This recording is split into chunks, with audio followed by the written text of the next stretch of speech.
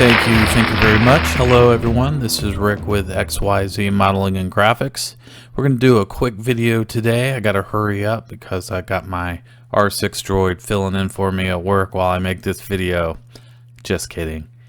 Anyway, we're going to finish up month 14 with issue number 56. So as usual, we're going to go ahead and get right to the build.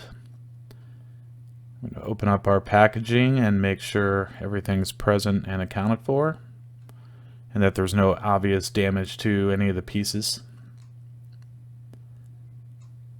And like I said, I do have to be quick about this one. It's not a whole lot. We're just putting the fission chamber together and the impeller. And I just finished up issue 55 today, so as far as comments go, I've only received one, and it happened to be just as I was making this video from James Cross. Hey James. James says, "Hi, I live in England, UK, and he loves my channel. Thank you very much." He's building the X-Wing. He said, "Building the X-Wing, your mag is sent out faster." I believe it means faster than the one in the UK, which is what I understand. Had another subscriber comment saying that you guys are a little bit behind on these magazines, so hopefully you're getting them in a timely manner. There's only been a couple of delays, and that was early on. Now I'm seeming to get them pretty regularly, so hopefully you guys are too. By the way, I'd love to visit England one of these days. And it's amazing to me that, you know, when I look at the analytics of this channel, that the majority of my viewers are from England. I know I've mentioned that before, but or the UK, it just identifies as the UK. But I'd really love to go visit. I was close one time. I lived in Italy for 3 years in a town called Vicenza while I was in the military, so I was close. Got to see a few other countries in the vicinity, but never made it over to England, and I've always regretted that. But now that I'm older, I may plan that trip. My wife has been bugging me for an overseas tour of Europe, so we're going to make that happen. And maybe one of you guys would be kind enough to show us around.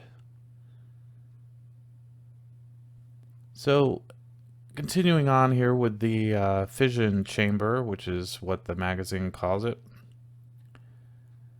And it can also be referred to as a complete waste of time, because this thing, you know, the detail going inside is obviously going to be covered up by the second half of the engine, and if you ever want to see it again, you'll have to break it down. Some of you have mentioned that you don't even bother with this portion of the build, and I don't disagree with that, but for the sake of this video and what I'm trying to do here, I'm going to go through all the steps for those of you who want to have this added detail. It's just funny. It's been kind of a running joke, and you know, if you truly wanted to, you could break it down. If you decided not to super glue or CA glue any of the pieces, you know, it would disassemble, of course, and you could show it off to your friends or whoever is interested, but I will not be doing that. So we're working on the impeller now, and the last three that I've put together would not allow the blades to seat in position without me having to modify the pins a little bit just to get it to seat.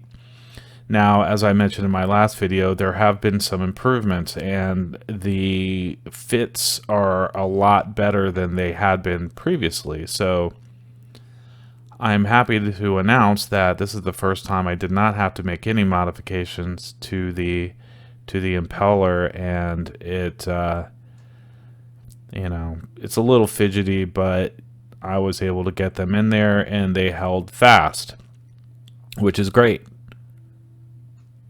So I was able to press that right in, and And here I go with the second one. And that one fit as well. So I'm very happy to see that. So any of you who have not started this or are early enough that in your subscription where you haven't began to build this engine yet, hopefully whatever changes they made to make these fit a little better will affect the earlier issues as well. Mine, I can tell you with 100% certainty that there was some defects in the measurements or however they manufacture these things, because they would not fit.